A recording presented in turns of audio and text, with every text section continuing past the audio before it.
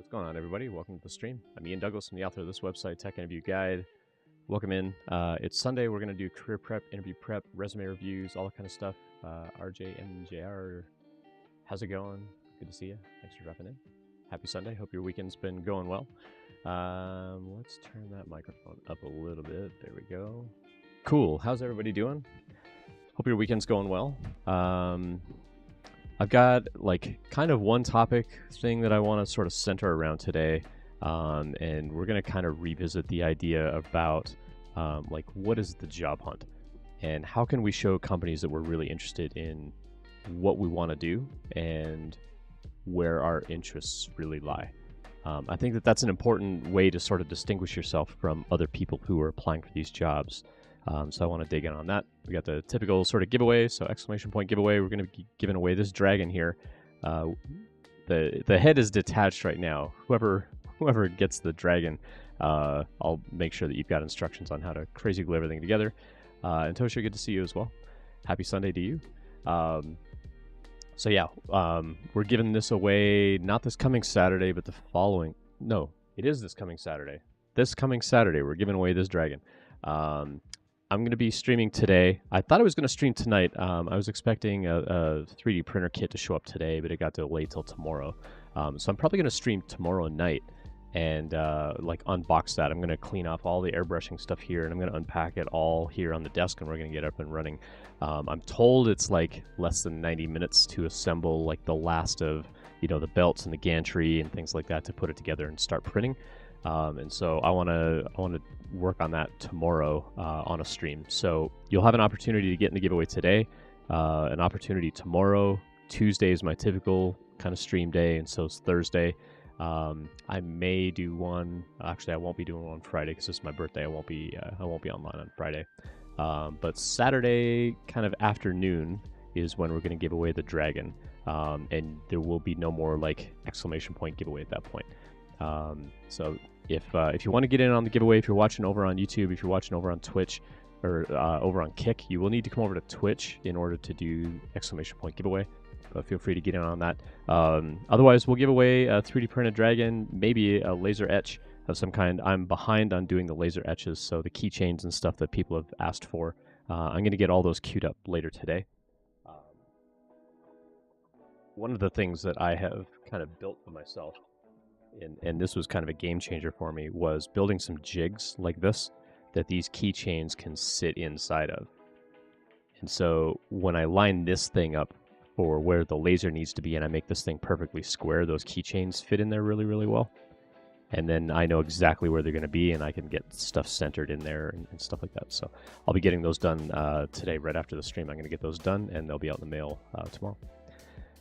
So thanks for your patience on that. We'll get those out as soon as possible, but hope everybody else is doing well.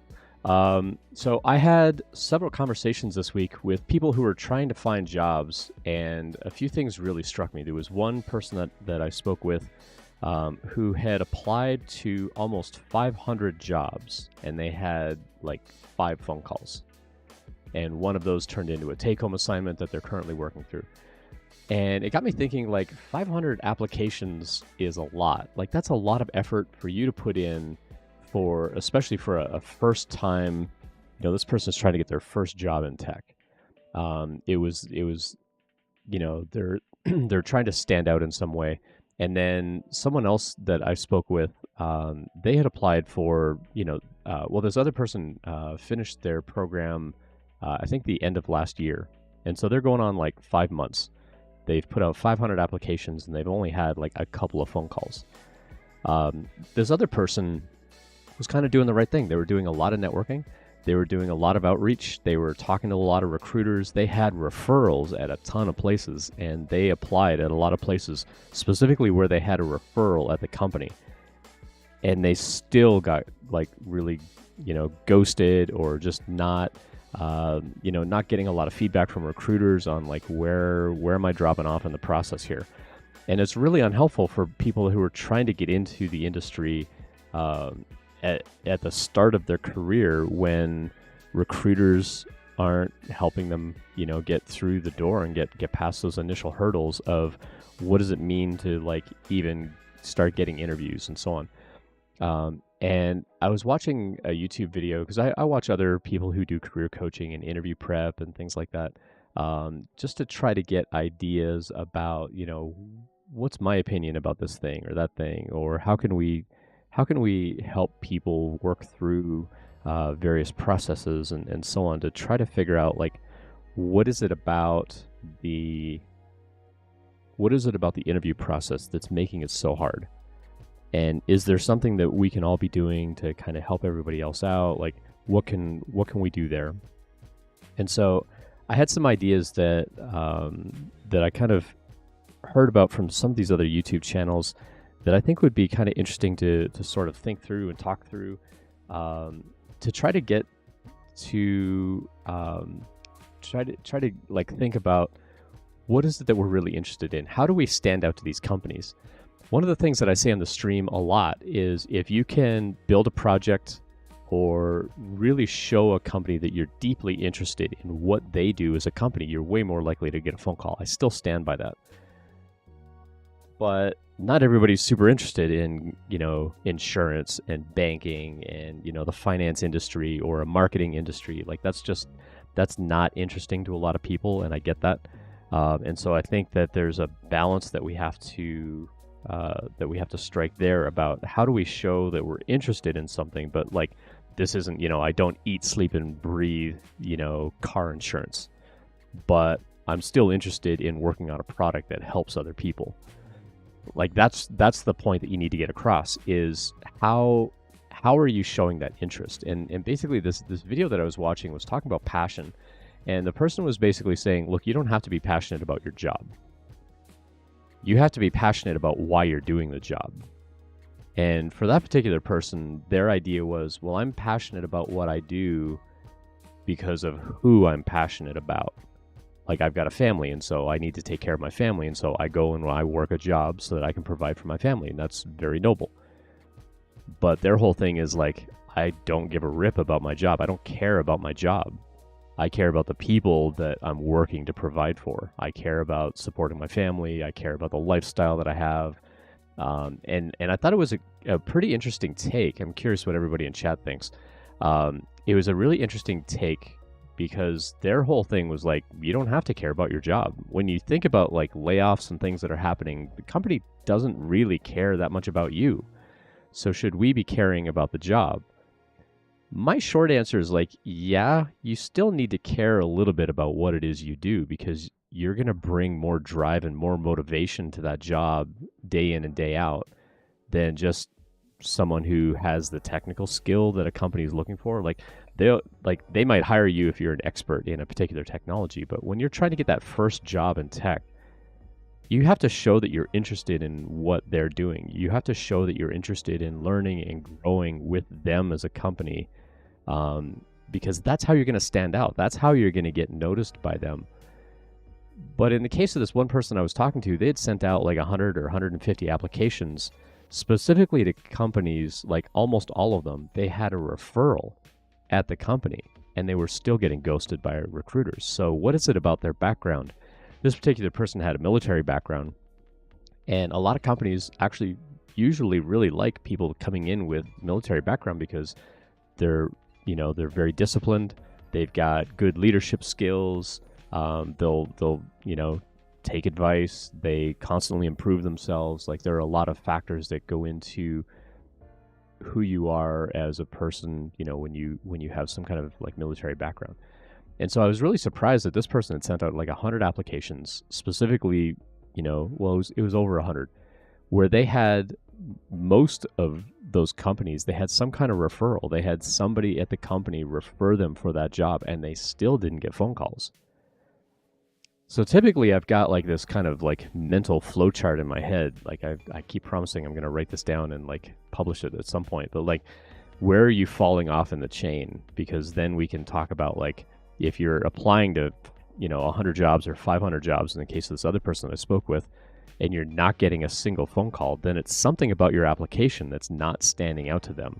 Is it that your resume is not being processed properly? We cover that a lot on the stream. Is it that your resume is kind of generic and doesn't really stand out?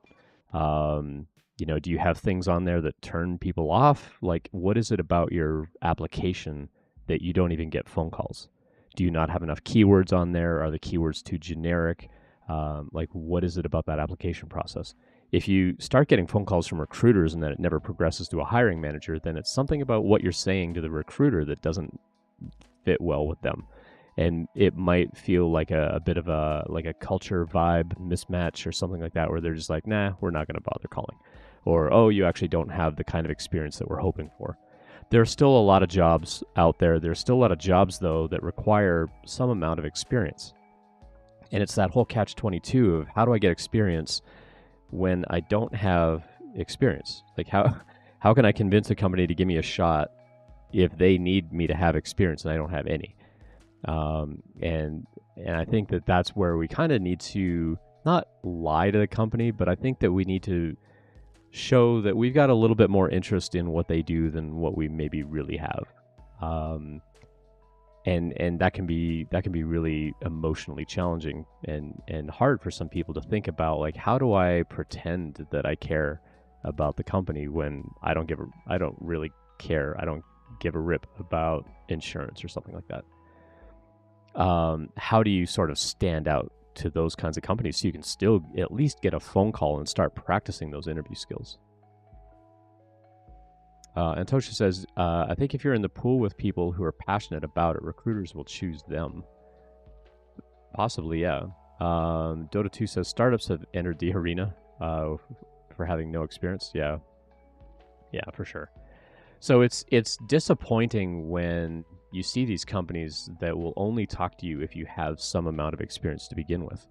Because when you're brand new, you're coming out with a CS degree or you're coming out of a boot camp or something like that, and companies just won't give you the time of day because you have no experience.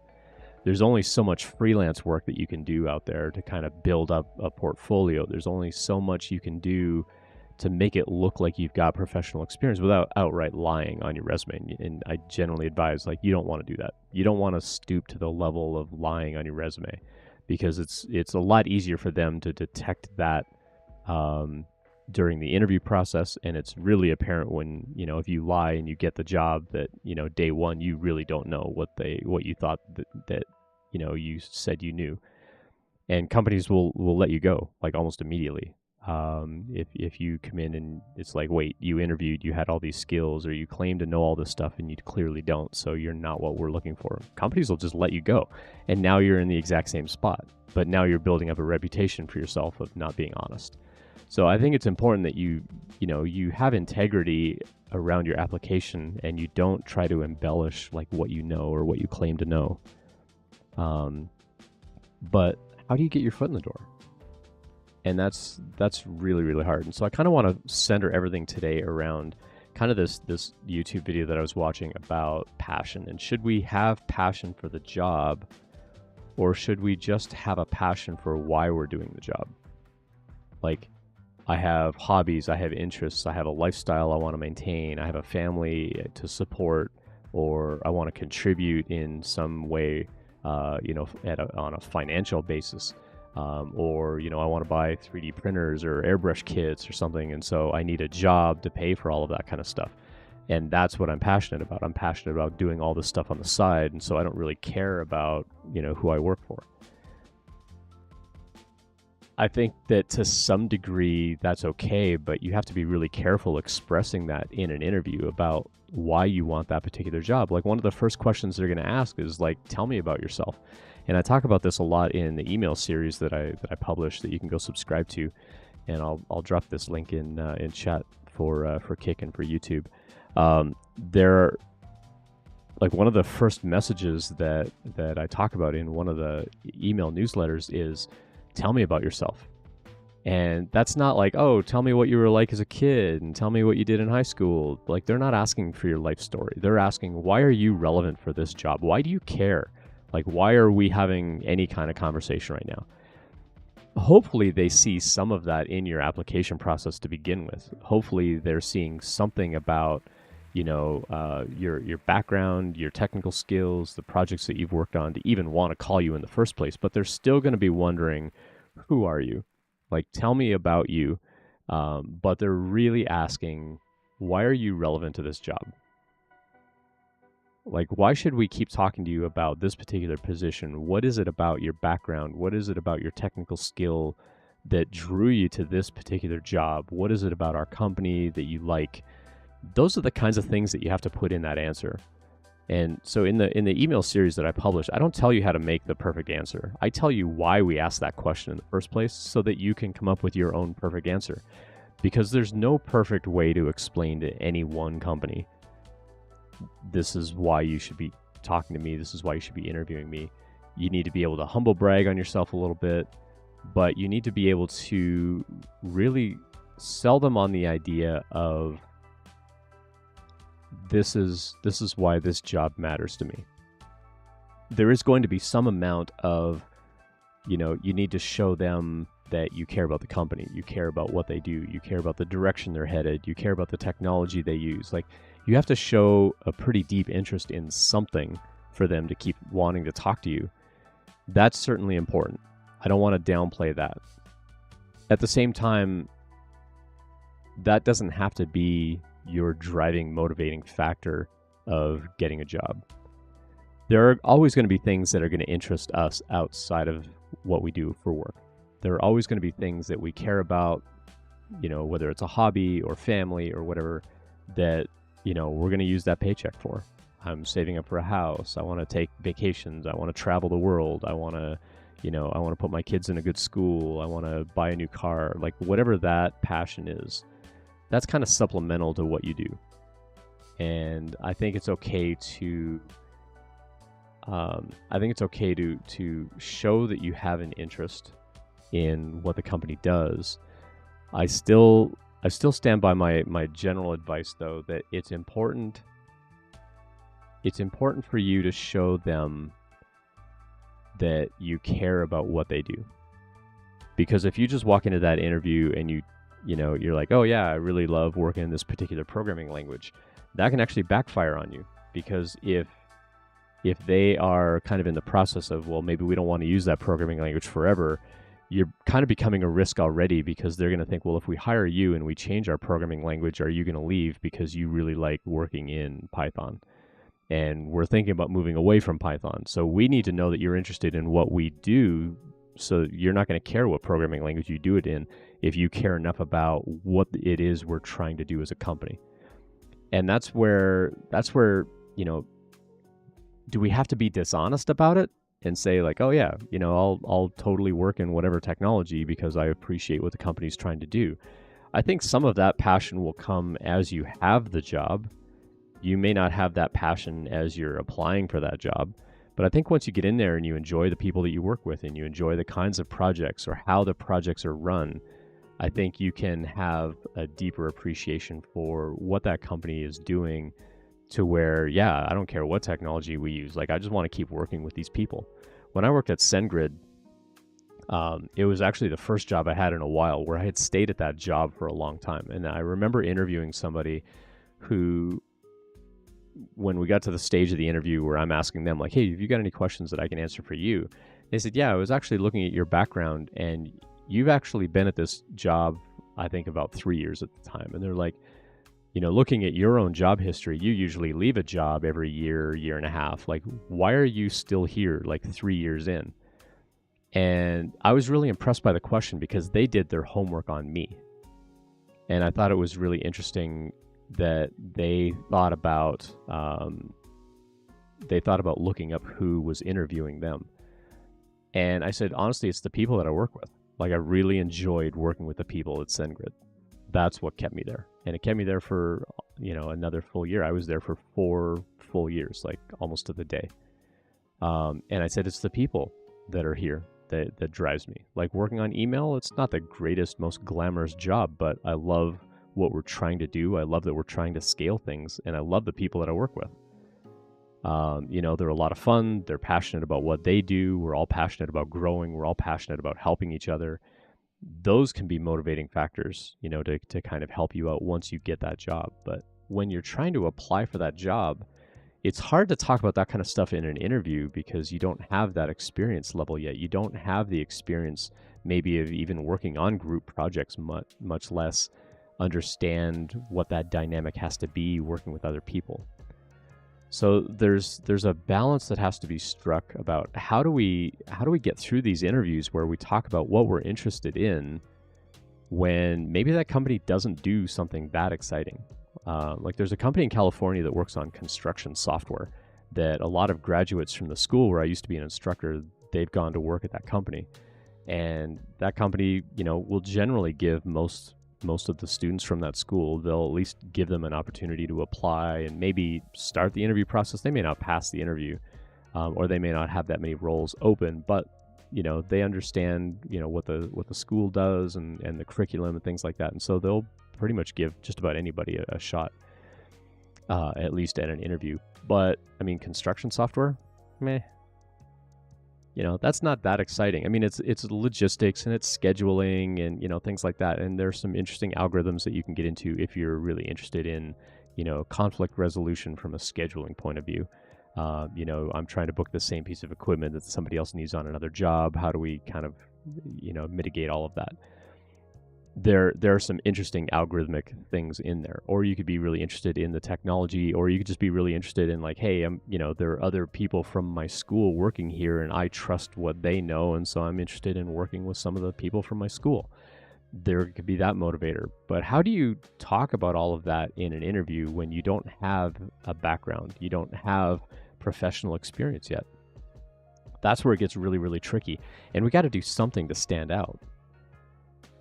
Antosha says in chat, is it a good idea to show that you're passionate about learning and can learn fast, including new languages that they might switch to? Well, if you don't know if they're switching to things, it's harder to sell them on that. But if you're networking with a company and you're getting to know the company, you can say like, hey, what kinds of things are you working on? Like, what are you kind of dabbling in lately? Are you thinking about changing any part of the tech stack that you use? You can ask those kinds of questions while you're networking, or even while you're interviewing. You can ask them those kinds of questions like, have you always been using this kind of technology? Have you, has the team considered looking at any other kinds of technologies that I could go learn? And showing them like, here's how I kind of ramp up on things, or here's something that I learned in a really short amount of time where I could still be really effective about like learning a particular programming language or a new framework or a new library, something along those lines. You can totally show that kind of interest. But when you don't have that professional experience in the first place, it's still tricky to convince a company to give you a shot. And so I think you need to be careful about which motivations you show during that interview. And again, I'm not saying be dishonest about it, but I think that when you're applying for a job with a company, you have to lead them to believe that you really care about what it is they do, or who the customer is that they're trying to serve, something along those lines, in order to really keep them going with the interview process with you. Because if you're just like, hi, I'm Ian and I've got these technical skills, okay, they need those technical skills. But if you can show that you're really interested in what they do or who they serve, or something else sort of tangential to the business, you're way more likely to stay in that interview process, or to even get noticed or get that first phone call if you can show that interest or alignment. And I hate that buzzword, but it really shows that you're lined up and you're headed in the same direction as them. So when they're looking at your application, they can see, oh, you're doing what we do. One resume that I was reviewing last week, off stream, I was doing it privately with someone. I was doing a private review. They had a very generic kind of opening on their resume, where it was like, I'm a quick learner and I'm passionate and I've got this discipline and I've got this and that, and I bring leadership qualities and I'm a good problem solver. It's like, okay, but there's nothing in there that makes me immediately go, oh, dang, I want to hire this person. Like, look at the stuff you can do. Look at the impact you have. Like, I want you to come do that here. There was nothing in that introduction on the resume. And so I told the person, like, hey, if you're going to leave that summary on the resume, then you need to either spice it up and make it specific to that company about why you care about what they do, or you need to remove it completely, because it comes across so generic that it becomes meaningless on the resume. So be careful about putting things in that are just super buzzwordy about I'm a super fast learner and I'm a high achiever and I take a critical view on all of my work. It's like everybody's going to say that stuff to some degree. And so again, you're not standing out by putting that kind of stuff on your resume. What your resume really needs to do is it needs to scream at them, this is why I matter to your job. And that's why I talk so much about customizing your resume and like figuring out what is that company going to care about based on the research that you do about the company, based on the people that you're getting to know at that company, based on what you see in that job post. How do you put a resume together that really shows that company like I'm really like interested in what it is you do as a company? Because that's how you're going to stand out. That's how you're going to get noticed. Just having a look back through chat here. I've been missing some stuff. Thanks, Dota, for your thoughts and stuff. I was just watching Prime's take on object-oriented programming versus functional design patterns. Really good content. Cool. Takes the boring out of the subject kind of thing. Yeah. Primogen. I don't even know how he pronounces his name. He's a really good channel. I love lurking on that channel. Learning quickly is a practice thing too. The more often you learn stuff, the easier it is. Programming languages are a lot like spoken languages. The more programming languages you learn, the easier it is to learn other programming languages, but it can also be really easy to mix up the syntax. I mentor somebody right now who knows 2 different programming languages. They went to school learning one language. They've been trying to get a job. They're having problems getting a job, like getting through the technical part of the interview. And so they went back to school and they're taking a class in a different programming language. But now when they're interviewing, they're mixing up the syntax because it's been a year since they did this other programming language, and they're learning this other one currently, and they're very different languages. And so when they're applying for jobs, they're like, well, which language do I apply for? Because when they apply for a job in that older language, they start doing things in the new language and they're mixing up the syntax. And so they're also not passing the technical interviews because they're not writing good code. And it's really unfortunate when that kind of thing happens. And that's why I often tell people, like, try not to spread yourself too thin and try to learn too many things. Like, go really deep on what you do know, because you can then transfer that into something else. If you need to go get a job, like, let's say you go to school and you learn C# and then you try to get a Python job, go interview in C# and just say, here's how I plan to learn Python. Here's what I've been learning about it. Here's some similarities that I'm seeing between Python and C#. Here's how I'm going to transfer all that knowledge over. You don't have to be an expert in Python to go apply for that job. You just have to show them how you can go change the knowledge that you do have into what it is they want for that particular job. Now, it will be a little bit harder, especially if you don't have professional experience, to say, hey, I'm coming from a background that you don't, that you're not looking for in this particular job post. Like, I'm a Ruby on Rails, student, and you're looking for C#.net, and I don't have any C#.net, but here's why I'm still really interested in the job. That's where you might need to show a little more interest in what they do as a company, to say, like, I don't care what language I use, I just want to come work for this company, because that's going to show them that you're bringing a drive and a motivation to the job beyond the technology.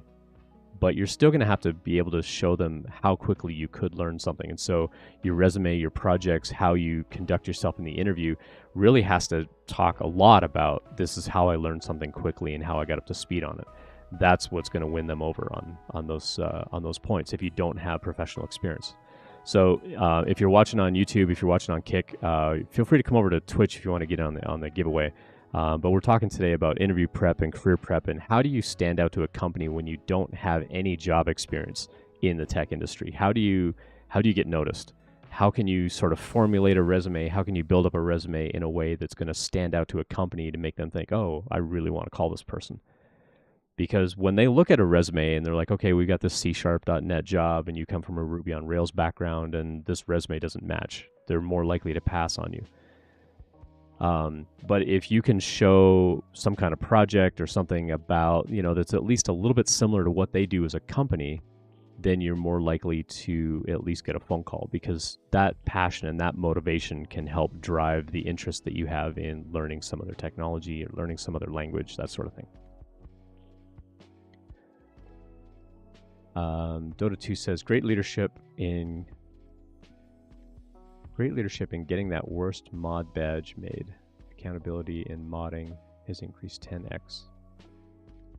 Oh, sorry, I must have missed part of the conversation on that one. I only know the language I'm coding in daily. I guess I code Java on Fridays occasionally, but it's very similar to C#.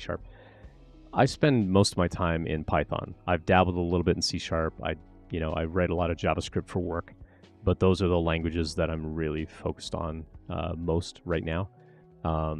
I've written a lot of different languages, though. I've written a lot of Ruby. I've written a lot of Go. I've written a lot of, Perl and PHP and all those open source languages. But nowadays, like, if I'm going to code something, I'm going to try and do it in Python. I could do it in other languages, but I'm going to try and do it in Python if I can. Oh, he was talking about your emote. I got you. Okay. Oh, you mod for Primogen. Oh, sweet. That's cool. Well, tell Primogen to raid over to my channel sometime. I would love that. Nothing like having 1,000 people show up in your chat. No, I really enjoy Primogen's channel. I usually lurk in the background. I don't participate too much in what he does, but when I'm working, I'll often throw his channel on the background. So he does a great job. Context is lost through streams. Yeah, gotcha. Cool. Well, Opti, it's good to have you here. Thanks for dropping in. So I've got all this free career interview prep advice, and I do resume reviews on Sundays. On Tuesdays, I do coding, and on Thursdays, I do like more creative stuff just to engage the other half of my brain. So I'll do like 3D printing. I airbrush this dragon that we're giving away on Saturday. I airbrush all kinds of stuff lately. I do laser engraving, so I do like little keychains and things like that, or big signs, or I've got like little 4x4, 4x6 cards that I'll engrave, funny little sayings and stuff like that. So part of the giveaway that we're going to do today, we're going to give away a 3D printed dragon, not this type here, but the articulated dragon type. We'll give one of those away today. And if enough people show up and enter the giveaway, maybe we'll also do a laser etch as well. So feel free to do ! giveaway up here. You will need to be on chat. So if you're watching over on YouTube or if you're watching on Kick, because I do see we got some eyeballs over there, hello to those platforms. But if you want to get on the giveaway, you will need to come over to Twitch to enter that giveaway. And we'll draw that name here in a little bit. I do have one resume that I want to review. I also had one person reach out over Twitter and ask if I could do a portfolio review. So I'm going to do those today as well. So I'm going to go get those set up while you all enter that giveaway. And keep chatting amongst yourselves in chat. Let me go get those resume, or get that one resume. And also, if anybody else is hanging out in chat and you want a resume review, here's a link. Feel free to send it over here. I'll copy this and paste this over on YouTube and Kick as well. If you'd like a free resume review, you're welcome to send this over. Let me know in chat that you're sending a resume so I know to expect it, and I'll pull that up as well. And we'll get into some resume reviews today. Just get logged in over here. And I'll actually get that resume downloaded here. There it is. I generally ask, like, try to anonymize your contact information if you can. Let me go ahead and we'll download that.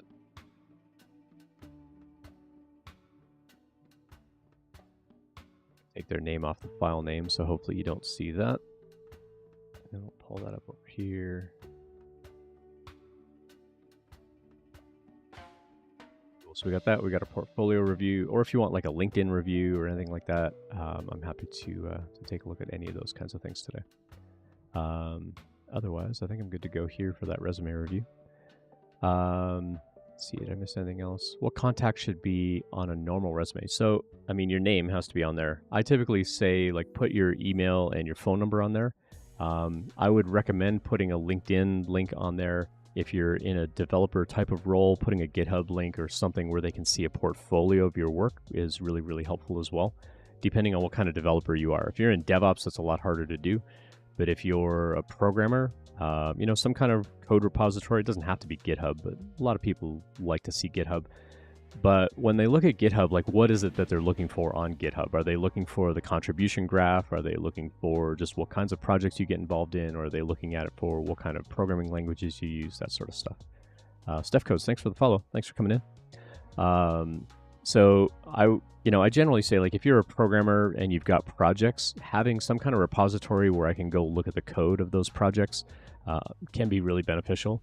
A lot of hiring managers won't spend a ton of time looking at it. Like, they're literally going to glance at it, maybe glance at your contribution graph, and then, maybe the people who are actually interviewing you might have questions about specific projects and things like that they'll kind of want to learn about and ask about. And so they might say, like, oh, tell me about how you worked on this aspect of this or that project, that kind of thing. So everyone's a little bit different. When I worked at startups as a hiring manager, I would literally go through everything. I would be looking through, like, your commit history. What kind of commit messages do you make? Do you make good commit messages? Do you do code reviews for other people? Or when other people do code reviews for you, how do you respond? Do you write comments back? Do you thank them? Are you snarky about, like, oh, I'm not going to make that change that you suggested? Like, what kind of conversation are you having over those GitHub commits? Things like that. But that can be a little pedantic as well. I know not everyone is going to go that deep, but I was really looking for people that I was going to be really genuinely interested in working with and leading as a manager. And so I was looking for people that were going to be good teammates. And so I would look for those kinds of qualities in somebody that are a lot harder to interview for, but you can kind of glean some of that information as you're interviewing them, or looking through their GitHub profiles and things like that. Cool. Let's dive in on this resume review, and then we'll do a portfolio review. So let me go find that browser. What's that browser?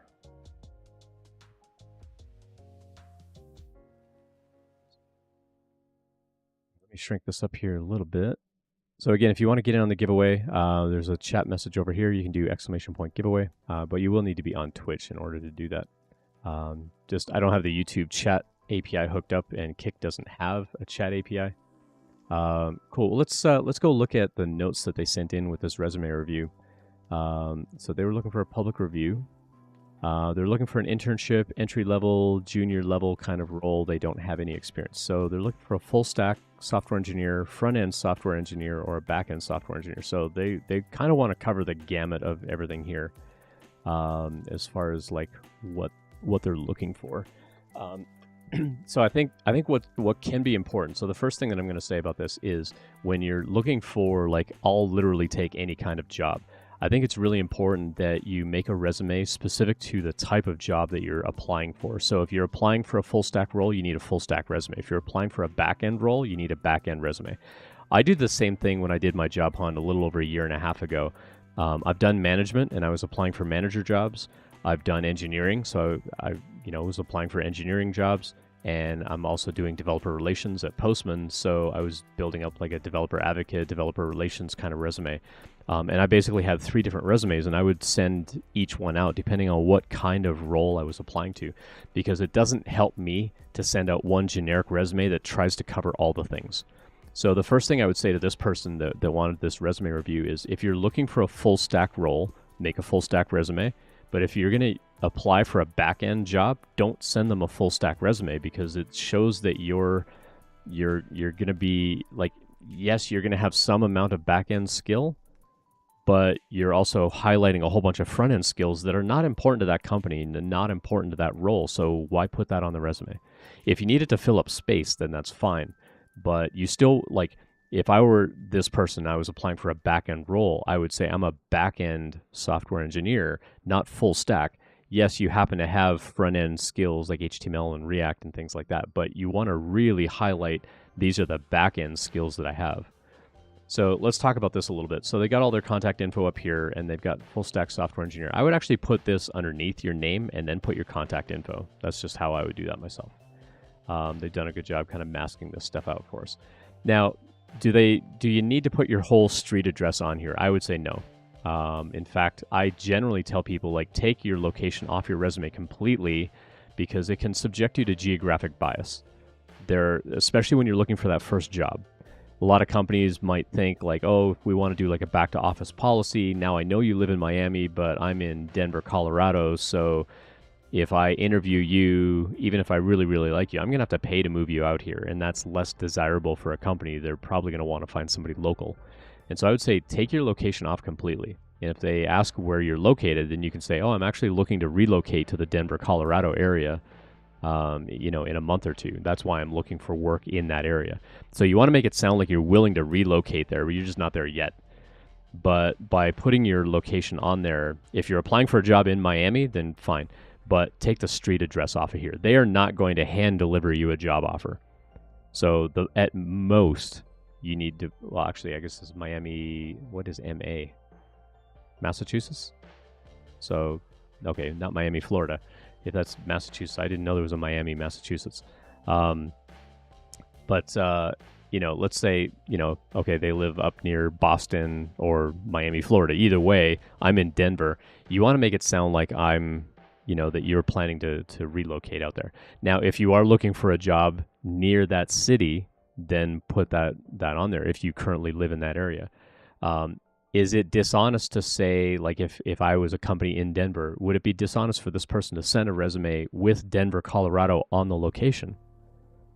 Again, they could say, like, oh, we see that you're in the Denver area. What part of Denver are you in? You could say, well, I'm actually looking to relocate out there. That's why I'm looking for work in that area. And you could say, like, I really like Colorado, so I'm looking to relocate out there anyway, and that's why I'm looking for work. It makes them think you're already going to be here. That's less risky than putting like some other location on your resume and sending it to a company who, you don't know if they're going to stay remote forever. Even if the company says, oh yeah, we're 100% remote. When I joined my current company, oh yeah, we're 100% remote. And this March, they're like, we'd really like you to start coming back to the office like a couple of days a week for productivity reasons, which I get. Having been a manager and so on, I get why they did what they did. And it's not full-time back to office. It's just a couple of days a week. But you don't know when a company is going to be like, hey, we'd really like you to be back in the office. And if you're not willing to relocate, then you need to find another job. There are those companies out there where if you're not willing to relocate, you're out of a job. And so that's kind of a reality that you're going to have to think about when you're applying for these jobs. Is it really going to be remote forever? So let's talk about this introduction here. So as an experienced full stack engineer, I've collaborated with teams to build modern responsive web apps using a variety of technologies, including HTML, CSS, JavaScript, React, Node, Express, and MongoDB. So you're a full stack JavaScript developer. Okay. With my creative approach to problem solving, I've consistently delivered high-quality solutions that meet the requirements of diverse projects. Additionally, I have 6 years of management background with proven leadership skills, excellent organization abilities, and a talent for efficient coordination. This is actually a pretty good intro. But again, if you're looking for a back-end job, then you're going to want to say, like, I'm an experienced back-end developer, and you're going to downplay HTML and CSS. Just say, I've got experience building JavaScript with Node and Express and using MongoDB. You're not going to want to talk about React in this introduction. You're not going to want to talk about front-end user experience and user interface work and things like that. With my creative approach to problem solving, I've consistently delivered. I would probably take this first part out. This is a little buzzwordy that's not as meaningful as you think. Just say I consistently deliver high-quality solutions that meet the requirements of diverse projects. Additionally, I have 6 years of management background with proven leadership. Yeah, I think that this is fine. You can leave that one in. So as an introduction, it is a little bit long. You're taking up 5 lines to tell me all of that, but I would say, like, if you're applying for full stack, you could probably leave it as is. If you're applying for a front end job, then you'll want to highlight more of just the front end user interface, user experience kind of stuff, and you'll want to like highlight. I build really strong user interfaces. If you're applying for a back-end job, you're going to want to say, like, I write really great back-end experiences and APIs, and, really efficient database modeling or something along those lines to make it sound like I'm a back-end developer who also happens to know React, or I'm a front-end React developer who also happens to have dabbled in Node and Mongo. When it comes to the core competencies, this is the problem that I have with this resume. You're applying for a job as a software engineer, and you've got like your software stuff here in this third column, and that's it. Like, you don't even mention JavaScript as a skill in your core competencies. You're talking about leadership. If you're applying for an engineering job, leadership skills may not be part of that role. So why is that first on the list? So when we read these things, we kind of read them from top to bottom. Is like, I know the stuff on top better than the stuff on the bottom, and I know the stuff on the left better than I know the stuff on the right. AZL, thanks for the follow. And so this tells me that you care a lot more about letting me know these skills as core competencies, as opposed to these are the technologies that I use as a developer. So if you're applying for a development role, I think you need to have a better skills block here that shows the kinds of tools and the kinds of languages and the frameworks and the libraries and just everyday kinds of things that you work in. But also making sure that you're naming things properly. JavaScript has a capital S. GitHub has a capital H. Those things are like attention to detail that, especially for a front-end developer, I would hope that you're going to pay attention to. It sounds a little pedantic. It sounds a little particular. Like, does it really matter? It's like, if you're a front-end developer and you say, I really care about my user experience, then yeah, that kind of thing would really stand out as like, well, you missed that little detail. So are you going to miss something else if I tell you to make something on a user interface? Are you going to miss any of those details? So I would be really careful about building up a proper skills block. So let's go over to this link. It's tig.fyi/resume sample. And I'll paste this in chat for Kik and for YouTube. And basically, this is going to take you over to a Google Doc where I kind of show you some example blocks of code or blocks of text that you can grab for building out a resume. This is how I like to see a skills block, where you're saying, here are the languages I know, here are the libraries, here are my databases, tools, and things like that. But again, you don't want the list to be really, really short. Like, you want to fill up at least half of the page. And so if you can't fill up half of the page, then you would combine two things together and say, okay, well, these are my databases and tools, and I'm going to put all of these things together. And now that line takes up at least half of the page. Or if something starts taking up more than, like if this, all the programming languages and everything that I knew, if that starts to wrap over onto a new line, then maybe I need to split that into two things, where I list out just the languages that I have and then another one with just the frameworks that I know, or something like that. And so you need to kind of play around with this a little bit. But I would say when you do things in a horizontal fashion, you can sort of prioritize things a lot better. For something like this full stack engineer, you can say, here are the front end skills that I have, here are the back end skills that I have, here are the databases and like other tools that I use. And now you're using the same 3 lines, but it's going to be way more effective. And in fact, in this case, you could have a 4th line where you're listing like some of these other things. But as a software engineer, seeing that you've got organizational skills, like, I hope you have that. That's kind of a necessary skill as a developer. Like, you don't need to put that on a resume. Strong communicator? Okay. Communication skills are more important. So, I would almost do like team communication or something instead of just strong communicator. I would say like team communication. Project management? That's fine if you're applying for a project manager role, but if you're not applying for a manager type of role or a position that's going to turn into a lead position, a lot of the skills that you've got on this resume are not applicable. So you have to be careful about like only putting stuff on the resume that company's actually going to care about reading. And like I said, you really only talk about like your front end skills